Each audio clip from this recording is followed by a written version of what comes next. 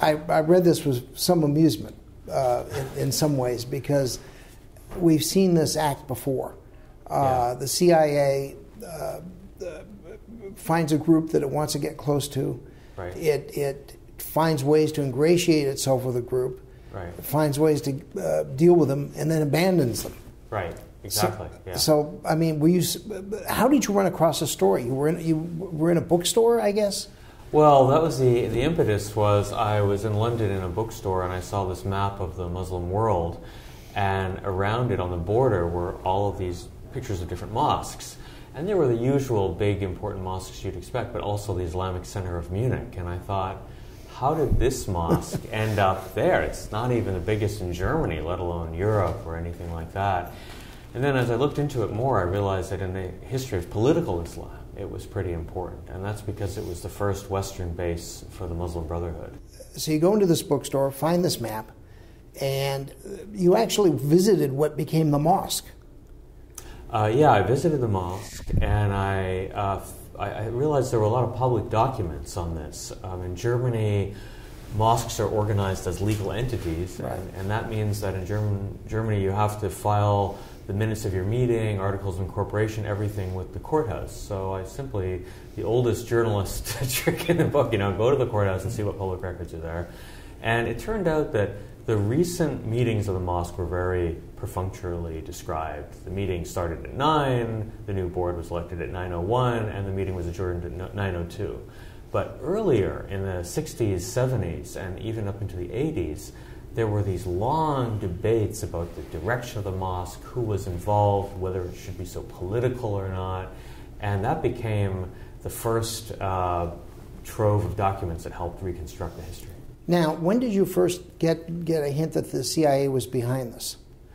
I thought mainly when I went to the other German documents in the German Foreign Ministry. There had been, after the war, this sort of freelance intelligence operation set up that was financed by the German Office for Protection of the Constitution, the German Interior Ministry, and the German Foreign Ministry.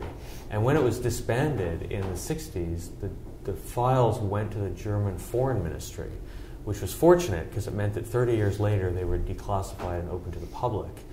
And there they described very candidly the CIA agents, their role in the mosque, the Muslim Brotherhood, and that really set me on the course. Now, one of the key players in this is an American CIA officer. I think in the book you describe him looking like Cary Grant, but kind of a troubled guy. Mm-hmm. But he was the main impetus behind this. Yeah, he was a big advocate of rollback. He didn't want to just contain communism, he wanted to drive it back. And he thought that Islam would be a way to do this. Let's make more aggressive use of these Muslims that we have in Munich, recruit them and send them out on covert propaganda operations. Now, these Muslims weren't born yesterday. These guys were, the Muslim Brotherhood had been through an awful lot, first in Egypt, then with the Nazis. Right. Then they were forced to fight against the Russians by the Nazis. I mean, this was a pretty hardened group already. Yeah, the Muslim Brotherhood had been around the block several times. Right. And they knew what they were dealing with. And so I think it was hard, and the CIA began to realize it would be pretty hard to control them. Was there a certain naivete in terms of the CIA's point of view on this thing? The way they got into this? I mean, it was very interesting, your description of Sayyid Ramadan. Eisenhower's national security people described him as a fascist. Yeah, so early on in '53, they realized that he was going to be a tough customer, but they still went ahead with it anyway, probably thinking that with enough money or influence they could control him.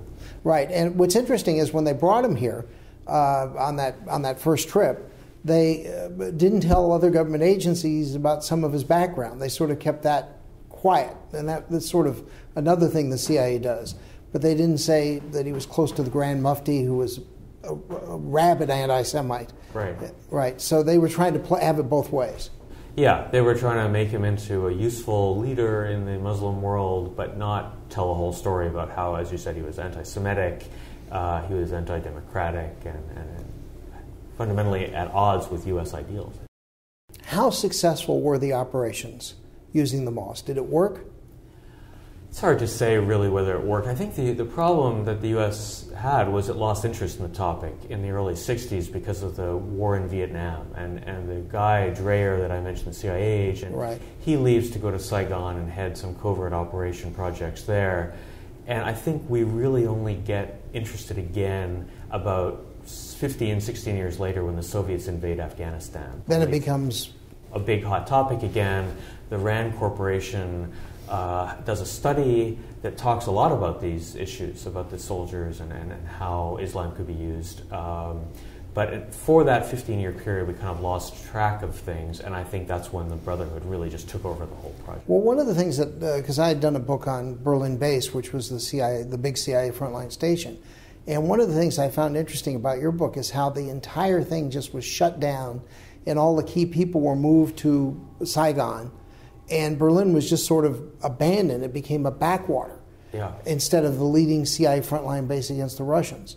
In retrospect, this may have been a real mistake not to have kept this mosque going, not to have kept these operations going.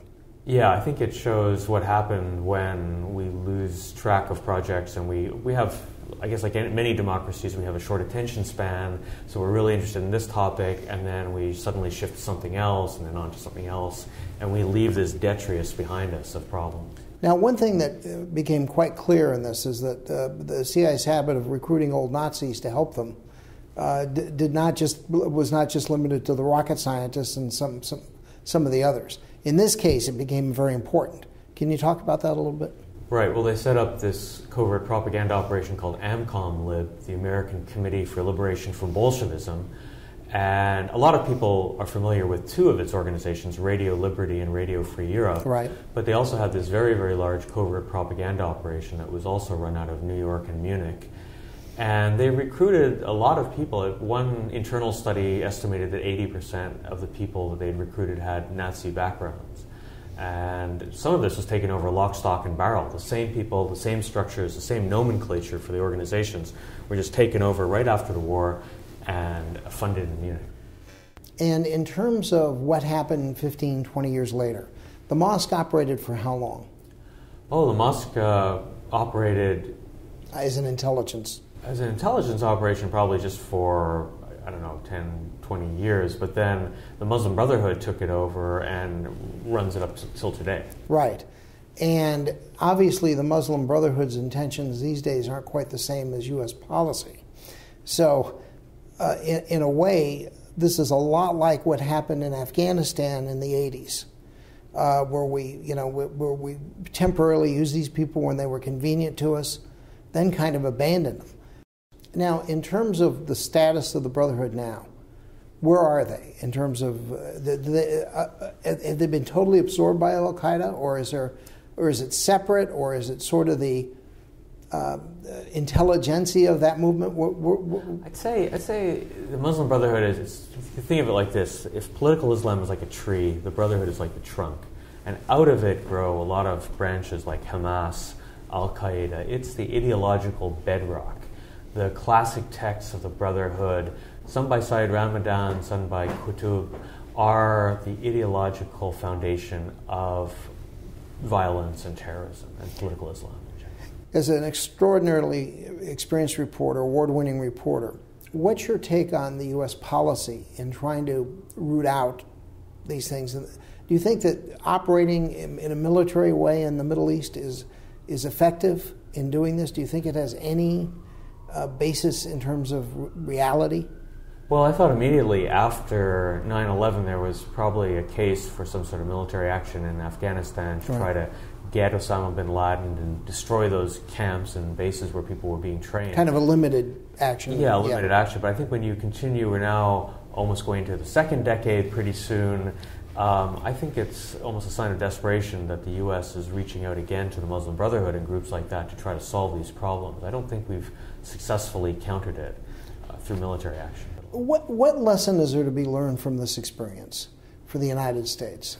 There's a couple of lessons. One is I guess the main one is when we try to make use of religion for clearly, overtly political purposes, when we instrumentalize religion, it usually has some kind of a backlash. And I think we have to be careful. On the one hand, we say we don't want political Islam, but then we're always using Islam for political purposes. And it's naive to think that that doesn't politicize the religion when you do that. And I think that's the biggest problem I see.